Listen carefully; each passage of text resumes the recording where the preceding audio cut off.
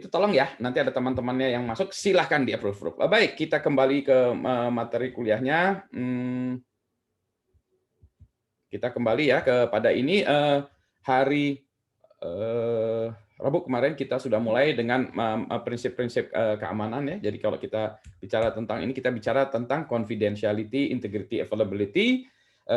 Kita sudah bahas tentang confidentiality. Nah, hari ini kita akan bahas mengenai integrity ya.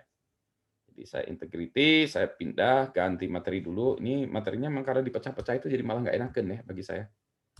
Nah, kita lihat dulu materinya. Baik, integrity. Jadi sudah, confidentiality sudah, sekarang integrity ya. Baik, share lagi, integrity. Baik, aspek kedua dari CIA adalah integrity ya, integrity. Saya nggak tahu terjemahan yang tepat apakah integritas betulan ya di Indonesia. Integritas lah kita sebut. Pada prinsipnya integrity ini menunjukkan bahwa data atau sistem tidak dapat berubah atau tidak dapat ini diubah ya, masih ada typos itu oleh pihak yang tidak berhak. Jadi datanya tidak boleh berubah, kita harus ini kan, dan datanya itu kalau berubah juga tercatat. Sebagai contoh, rekening bank tidak boleh berubah jika tidak ada transaksi yang sah, gitu ya. Misalnya ada kejadian-kejadian ya dalam kasus-kasus yang pernah kita sebutkan di intro, sebuah bank yang nilai saldo kita berkurang nolnya jadi nol tambah nol, ya itu nggak boleh ya. Kemudian contoh lain yang integrity itu adalah saat pemilu, e-voting harus dapat dipastikan datanya itu tetap terjaga sampai di pusat. Jadi kalau Budi Raharjo milih kandidat nomor 1, ya udah itu harus tetap di ini. Tidak boleh di tengah jalan diubah. Untuk sistem transaksi, aspek integritas ini merupakan aspek yang sangat penting. Sebagai contoh, ini sebentar lagi kita akan ada pemilu Ikatan Alumni ITB gitu ya, Ikatan Alumni ITB kan ada voting. Nah, bagi saya aspek yang utamanya itu bukan masalah kerahasiaan ya, tapi masalah integrity ya. Bahwa kalau seseorang milih A, ya dia harus terus tercatat sampai tujuannya sampai terhitung adalah A ya. Jadi aspek itunya gitu ya. Nah, seringkali ini tidak dipahami sehingga banyak transaction system di mana-mana itu yang tidak memperhatikan aspek integrity ini. Dalam kacamatanya kalau security itu selalu adalah confidentiality ya. Wah, ini nggak boleh terlihat, nggak boleh terlihat bahwa ini, tapi sebetulnya yang penting juga adalah aspek integrity. Sebagai contoh, serangan-serangannya adalah pemalsuan ya, memalsukan data, mengubah data, itu disebutnya man in the middle attack ya. Jadi data di tengah jalan di-trap, diubah, kemudian diteruskan ke tujuan. Misalnya transaksi kita ngirim uang, mengirimnya 500.000 di tengah jalan di-trap, nol ditambahin jadi 5 juta gitu ya. Atau kita punya file yang tadinya filenya file Microsoft Word gitu ya, terus kena ransomware sehingga dia tidak bisa kita buka ya, integritasnya berubah. Lebih repot lagi kalau data kesehatan kita ya, yang tidaknya misalnya data kesehatan kita tadinya sehat, kemudian tercatat tidak sehat gitu ya. Jadi misalnya asuransi jadi mahal. Bayangkan kalau kita masuk ke rumah sakit, terus data yang tercatat di rumah sakit itu indikasi kesehatan kita beda ya. Misalnya datanya, wah ini penyakitnya DB, terus diubah menjadi hamil gitu kan, jadi kacau nih.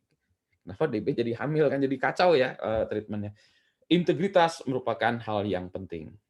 Nanti kita bicara tentang pada bagian kriptografi, nanti kita bicara tentang bagaimana melakukan melindungi data itu dengan apa yang disebut message authentication code ya, MAC, yang sehingga nanti perubahannya itu bisa terdeteksi.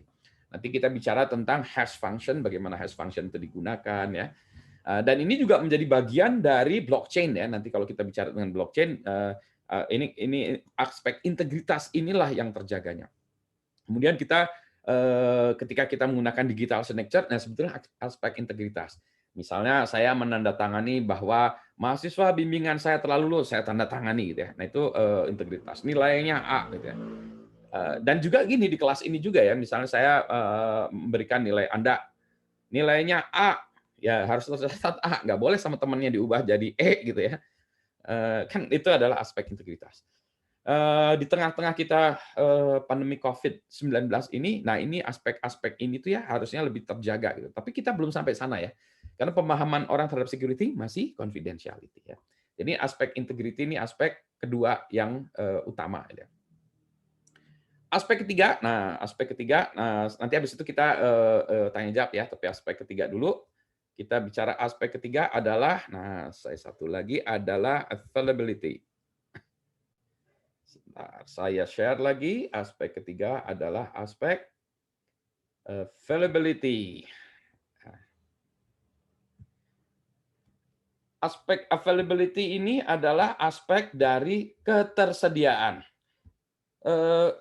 Pada prinsipnya data, informasi, atau sistem harus tersedia ketika kita butuhkan. Pada awalnya ketersediaan ini bukan atau tidak dianggap sebagai bagian dari security kan ya. Soalnya kan misalnya ada orang ditangkap gitu. Kamu mencuri data nggak? Mengubah, mengintip, mencuri data nggak? Confidentiality itu kan ya. Enggak Pak, saya nggak mencuri data. Ngubah data-data? Enggak. Tapi apa yang kamu lakukan? Membuat web servernya down. Nah, bingung kan? Waduh, sebentar. Dia nyuri nggak? Ngubah data nggak? Tapi buat sistem down. Masalah security nggak? Masalah security. Ini disebabkan karena kita semakin bergantung kepada sistem IT. Bayangkan kalau sistem IT kita down ya, kita nggak bisa ada kelas ini. Kejadian kemarin saya diminta untuk memberikan sebuah presentasi. Pas lagi mau presentasi itu sebetulnya ini ada gangguan jaringan. Sebenarnya gangguan jaringannya bukan pas mau presentasi aja sebelumnya, dan bahkan katanya semalamnya itu juga udah mulai ada gangguan jaringan ya. Sehingga pas presentasi itu slide-nya muncul tapi suaranya tidak. Jadi seluruhnya gitu. Jadi pesertanya marah-marah kan ya. Karena nggak bisa dengar ya. Ini apa sih gitu ya. Sehingga acaranya itu harus di reschedule ya. Karena nggak bisa apa-apa gitu ya. Bayangkan kalau misalnya Tokopedia ya, sistemnya down selama seminggu. Wah, kacau kan ya? Karena tidak tersedia data ini bisa kegagalan bisnis, kemudian berdampak kepada aspek finansial juga. Jadi availability ini menjadi salah satu contoh security yang tidak terkait dengan encryption nanti ya, kita bilang encryption kriptografi itu nanti bisa digunakan untuk melindungi confidential integrity tapi tidak availability ya. Nah, contoh serangannya adalah meniadakan layanan ya. Meniadakan layanan itu kita sebut kalau dalam bahasa Inggrisnya denial of service. Service-nya di-deny gitu ya. DOS orangnya. Kalau dia diserang dari berbagai tempat, itu istilahnya distributed denial of service attack atau DDoS attack. Ya, itu banyak kan. Level dari serangan ini juga bisa macam-macam levelnya ya. Bisa levelnya dari level jaringan, aplikasi, infrastruktur juga ya. Nanti kita ambilkan contoh-contohnya. Sebagai contoh aspek jaringan ya, kalau tadi sudah dicontohkan misalnya jaringannya terhenti, kita tidak bisa memberikan layanan. Ya.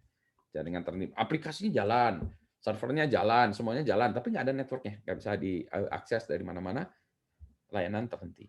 Ada juga jaringannya bagus, tapi layanannya down, webnya down, aplikasinya hang, segala macam ya, denial of service juga.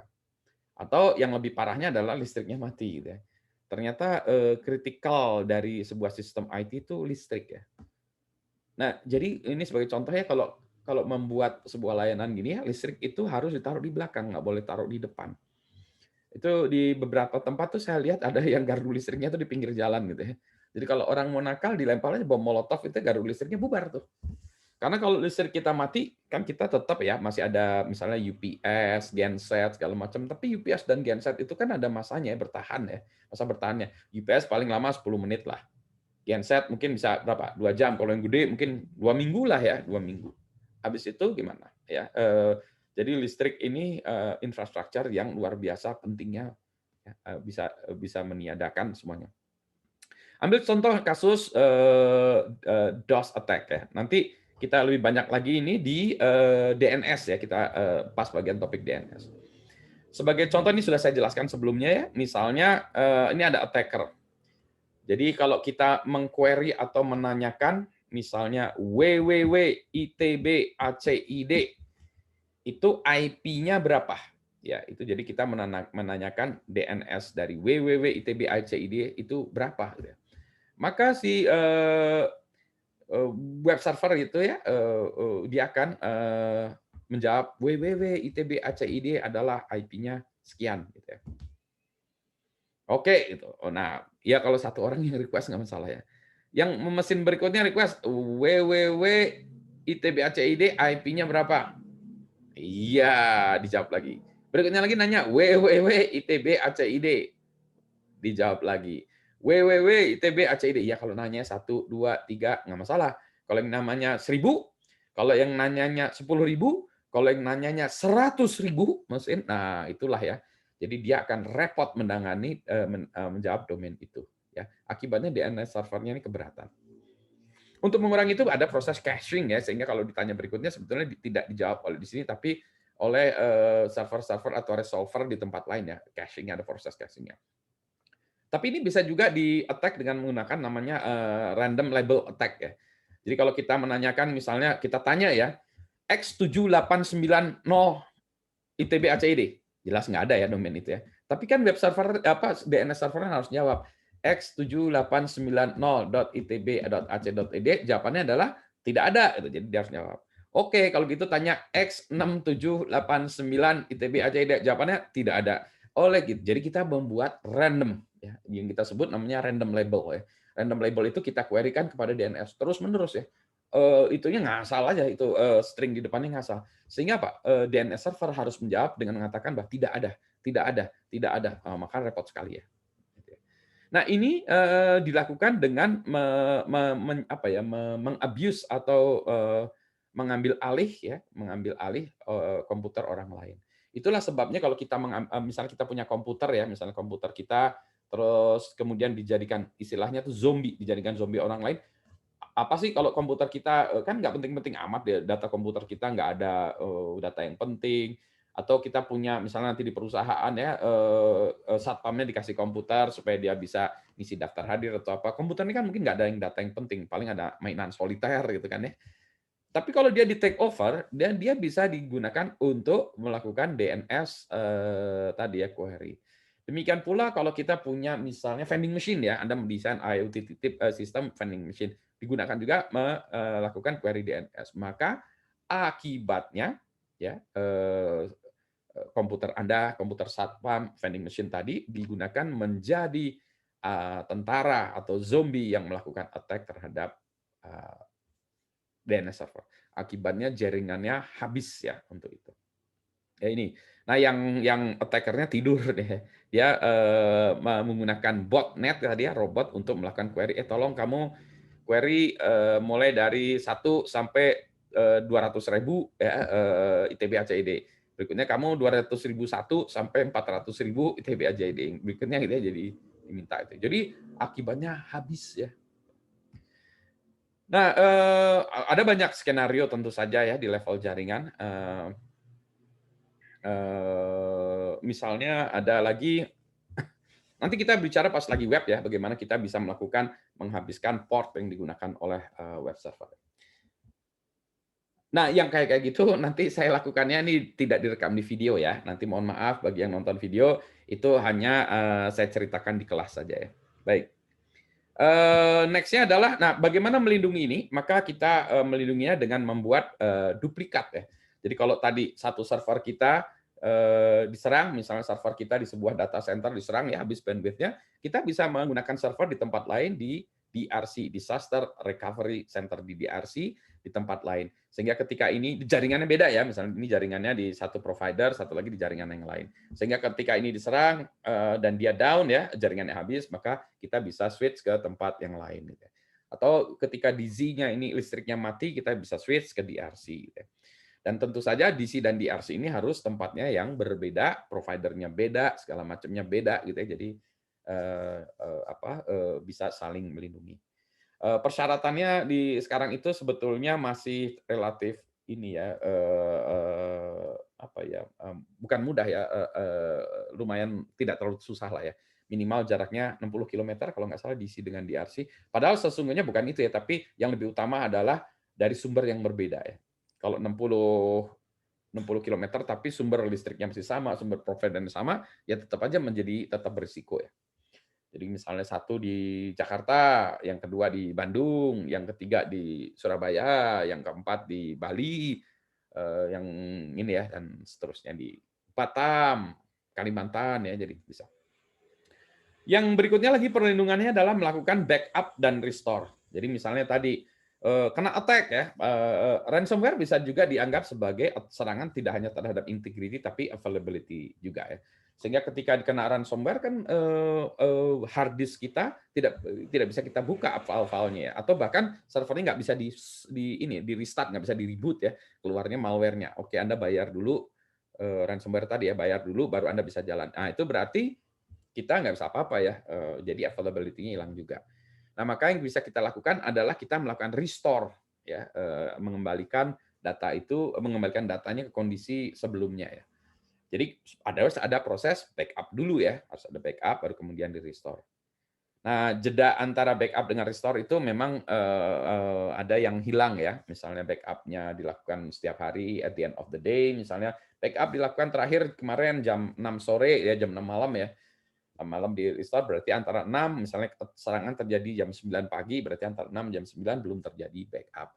Ada juga backup-nya dilakukan sering, ada yang juga melakukan duplikat ya, redundancy dan seterusnya. Jadi ini susah-susah gampang ya, pada teorinya gampang ya, tapi in reality agak susah ya. Kenapa harus susah? Karena kalau kita membuat duplikat tadi ya, duplikat ini kan berarti harus mahal ya. Servernya harus 2. Ya kalau servernya cuma komputer ya, tapi ini kan kelasnya kelas server ya, jadi kelas server harus 2. Jadi pengadaan komputernya juga yang misalnya harganya 75 juta harus 2 biji ya. Kalau belum lagi softwarenya, misalnya di situ ada softwarenya berlisensi, berarti kita harus buat 2 lisensi. 1 lisensi untuk DC, 1 lisensi untuk DRC. Gitu ya. Jadi susah gitu ya. Perlindungan juga dilakukan melakukan filtering juga bisa di jaringan ya. Jadi kalau kita melihat ada banyak connection, misalnya tadi ya melakukan DOS attack, wah ini ada ada query DNS dari 10.000 network, ya sudah kita buatkan choke ya, kita cekek gitu ya jaringannya supaya request-nya jadi kecil ya. Tapi server bisa jalan, layanan bisa jalan meskipun agak sedikit terhambat ya dicekek daripada nggak bisa jalan sekali. Itu melakukan filtering gitu. Pada prinsipnya ini berpulang kepada yang disebut namanya business continuity planning ya. Bagaimana kita harus tahu dulu aspek bisnis kita yang kritikal itu apa ya. Baru nanti kita bicara, oh oke kalau gitu itu kita lindungi habis-habisan. Ada hal-hal yang tidak penting kepada bisnis. Misalnya daftar kehadiran Anda ini nggak penting bagi bisnis kan ya. Misalnya Anda nggak bisa melakukan daftar kehadiran sekarang, bisa dilakukan besok, bisa saya tanda tangan atau apa ya. Jadi itu terganggu, annoying, kita tidak suka ya, tapi bisnis bisa tetap jalan. Kalau ternyata internetnya putus semua kita ya, internet di network di Indonesia ini putus, ya itu udah nggak bisa jalan ya, bisnis proses kita nggak bisa jalan. Sistem ajar mengajar juga tidak bisa jalan. Ya, jadi ini kelangsungan bisnis dianggap sebagai hal yang kritikal. Nah, terkait ini juga nanti harus ada nanti kita bahas tentang critical information system ya. Nanti di kelas berikutnya ingatkan saya tentang untuk bahas apa saja yang kita sebut kritis di Indonesia ini. Dan ini juga nanti terkait dengan disaster recovery plan. Jadi kalau ada disaster maka kita harus bisa recover gitu. Nah, ini hal-hal seperti ini tuh sebetulnya banyak yang tidak menyadari dan semua cukup terkaget-kaget. Kalau di Amerika itu 9/11 ya, 9/11 itu kasus yang membuat mereka terkaget-kaget bahwa gedung World Trade Center itu bisa hancur ya, bisa runtuh ya. Sehingga perusahaan-perusahaan yang di dalamnya itu yang tidak melakukan backup total habis ya. Ya, memang mereka ini namanya juga disaster ya, disaster yang tidak terduga. Jadi semuanya bubar jalan. Pentagon kena attack bubar jalan. Di Indonesia apa? Di Indonesia terkaitnya itu adalah dengan bencana. Bencana di tsunami di Aceh, gempa di Jogja, itu kan hancur ya, bisnis-bisnis juga bubar jalan semua gitu kan ya. Bagaimana dengan bank yang datanya misalnya di Aceh waktu itu, data dari bank, perbankan gimana? Data dari pemerintahannya juga hilang ya semuanya gitu ya. Jadi itulah yang menjadi concern kita ya, bagaimana kita bisa continue bisnis, bisa juga kita recovery ya kalau ada disaster. Tapi namanya juga disaster. Nah, untuk melakukan ini, melindungi ini, maka kita sekarang mulai terkenal yang dinamakan cyber drill.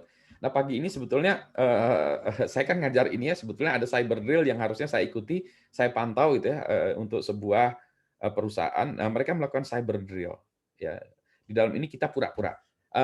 Contohnya itu kalau kita pura-pura, kalau di kampus ya, kita pura-pura ada kebakaran misalnya. Kebakaran, larinya kemana? Ya. Dulu ada tuh meeting point ya di kampus, kalau masih ingat kampus ya, udah lupa kampusnya. Kampusnya di mana, Pak? Lupa lagi ya. Masih ingat nggak tuh dulu ya di dekat Laptek 8 di pojokan itu dekat tempat parkir itu ada meeting point ya. Jadi kalau ada apa-apa meeting point-nya di situ, di tempat lain ada gitu ya. Jadi kita harus latihan, gimana kalau ada kebakaran, gimana kalau ada listrik mati, ada gimana kalau ada macam-macam ya gitu. Jadi ini kita melakukan treat. Nah, itu physical. Hal yang serupa kita lakukan juga di dunia cyber. Bagaimana kalau email kita mati? Bagaimana kalau sistem Zoom ini mati? Bagaimana kalau misalnya Google Meet kita mati? Bagaimana kalau MS Team kita mati? Oke, Zoom mati. Oke, kita pindah ke Google Meet misalnya ya. Nah, gimana kita tahunya kita bisa pindah ke Google Meet ya? Jadi nanti kita drill. Oke, kita stop Zoom, kita pindah ke Google Meet. Nah, tapi ngasih tahunya gimana? Maka kita lewat grup Telegram kita misalnya. Grup Telegramnya mati, oke kita kasih tahu di MS Team. MS Team ini jadi kita ini ya. Kalau mati semua ya memang kita punya problem ya. Wassalam aja lah. Ya udahlah kita tidak ada kuliah aja kan ya, lebih asik gitu ya. Jadi inilah CIA ya. Confidentiality sudah, integrity sudah, availability sudah. Nah, sekarang kita masuk ke bagian pertanyaan dulu sebelum nanti ada satu materi lagi. Silakan kalau ada yang mau bertanya dulu tentang CIA.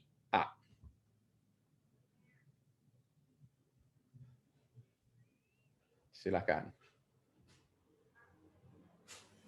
Pak, mau izin bertanya, Pak. Silakan, silakan. Saya Ilman, mau izin tanya ini, Pak. Kalau di DOS tuh tingkat kesulitannya susah nggak sih, Pak, ngelakuin di DOS ke orang gitu?